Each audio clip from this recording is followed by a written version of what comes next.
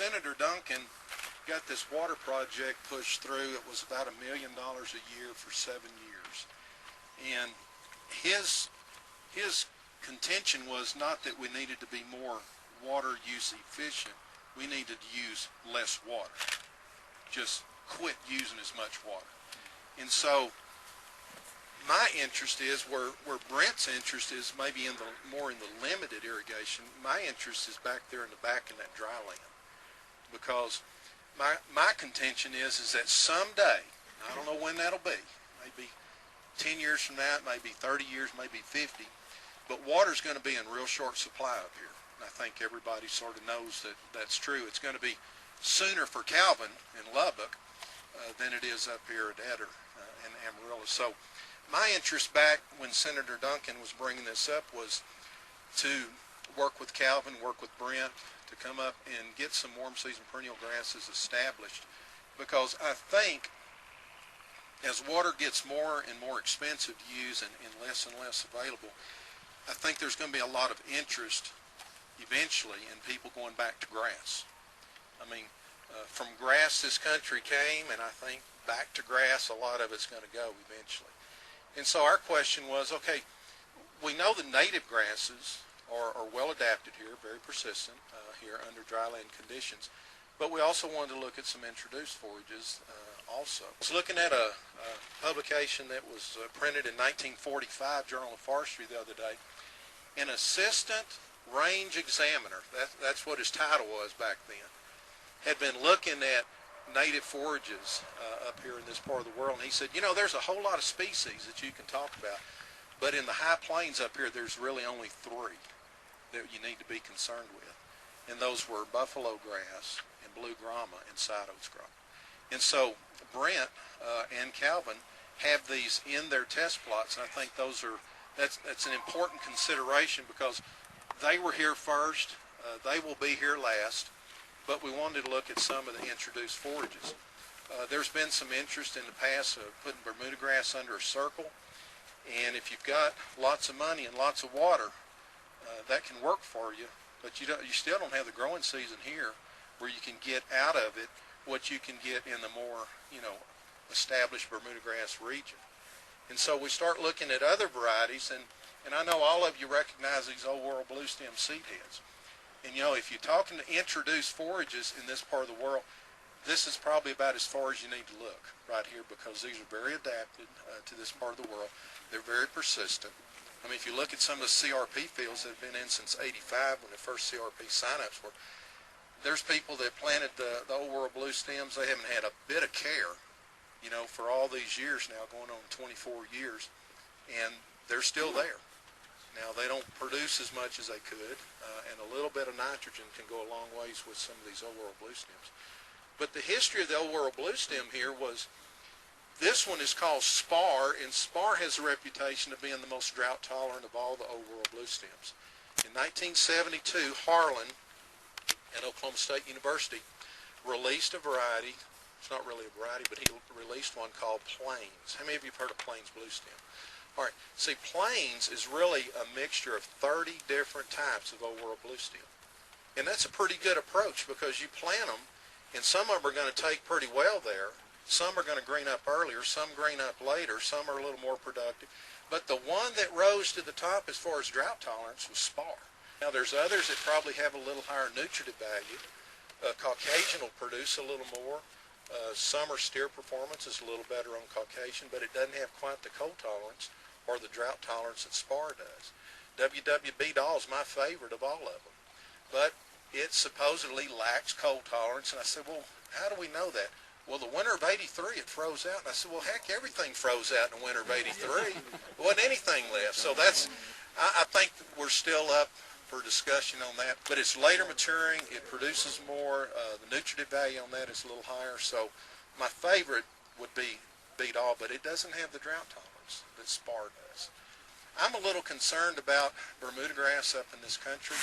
I get calls from up in these counties, producers, and they'll say, well, I want to know which variety of Bermuda grass is best adapted. And I say, well, first of all, it's probably not a good idea. I mean, I'm trying to get people to quit planting Bermuda grass even down in our country. I'm considered kind of a rogue agent in that regard because I've got a lot of people that are interested in native prairie restoration, number one, for wildlife, and number two, because of the economics associated with last year's fertilizer. Now, you know, phosphorus and nitrogen backed off this year. Everybody recognize that? Do you think it's going to stay there? As the world economy starts improving, and the Chinese start buying our nitrogen and phosphorus again, and the Brazilians and the Indians and other nations. See, we're all competing for finite resources now, so that's going to drive that price back up. Now, will we have $1,200 a ton phosphorus again, like we did last year? It's likely. Will we have $700 urea again, like we did last year? It's likely. And so as we look kind of down the road at declining water resources for irrigated agriculture, and we look at the projected increases in fertilizer cost, my attention is drawn to these natives in a big way.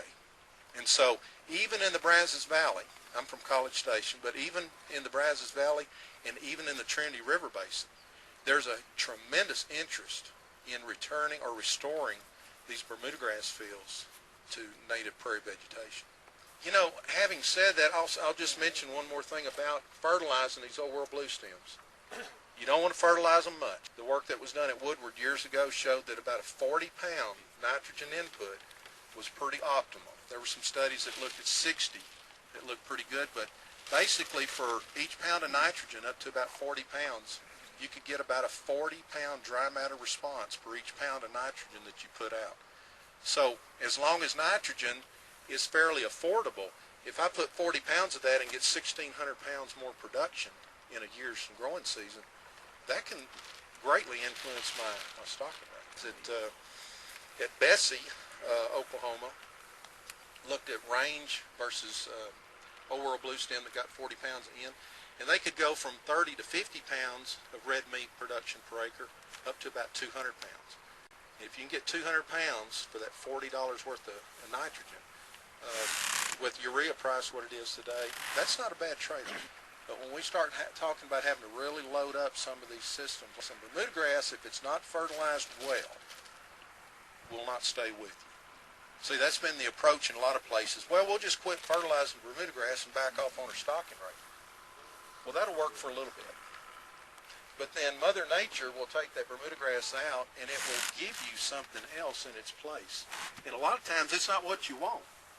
It might be something that you didn't plan on. So I'm advising people, if you're going to take Bermuda grass out, let's take it out gradually, 10-15% of your acreage per year, and let's put in there what we want to be in there versus just letting it open up and taking what Mother Nature brings in there. You know, if we're going to go into an old crop field where we don't have a perennial grass vegetation already, then the establishment costs are fairly minimal. Seed costs on the natives is pretty high. Seed costs on these Old World Blue Stems is pretty high. But I think if you're in that situation where you're reducing your fertilizer inputs, then the cost of establishment, you can pay for that pretty quickly over a year or two time. Now, if you have a field of something else and you want to go in there and kill it and restore natives or put the Old World Blue Stem in, something that has better drought tolerance, doesn't use quite as much water, then it's going to take more input costs, and it's going to be, 5 quarts of Roundup, just to begin with on that Bermuda grass to destroy that. And then, of course, you've got your seedbed prep and all those kinds of things. So it varies on how much the input cost would be and what species are you going to put in there. But I think, again, if you're not buying the fertilizer, it doesn't take very long to pay that back. One of the questions we get a lot of is, what does the soil test need to look like for us to plant the natives? And we don't know that because we've got a lot of ground that's been cropped out. A lot of the phosphorus, potassium has been removed. We've got real low nutrient stats. We've got low pHs. We don't know. If you send a soil test in, Tony's going to tell you 90 pounds of P2O5 and 250 pounds of K2O and 2 tons of limestone. My approach to that is we're actually sampling the prairie now. We're finding relic remnants that we're sampling, and we're going to let the prairie tell us what the range of P and K and pH should be for us to establish these species. questions are always, you know, which one should I plant? And we said a while ago the three that predominated this country naturally. We know what those three are. But I would still advise that you go either by the NRCS office or you go to their web soil survey online and you look in there and you try to determine what we think was climax vegetation for your particular site. There may be another component that you need to add in there. And just because you plant natives doesn't mean you've got wildlife habitat. You have started to restore wildlife habitat. You've made an area now for ground nesting birds, small mammals, that sort of thing. But it's going to take the forb component, some of those may be legumes. It's going to take some brush component to actually get some of those other larger species in there. But it's a good start.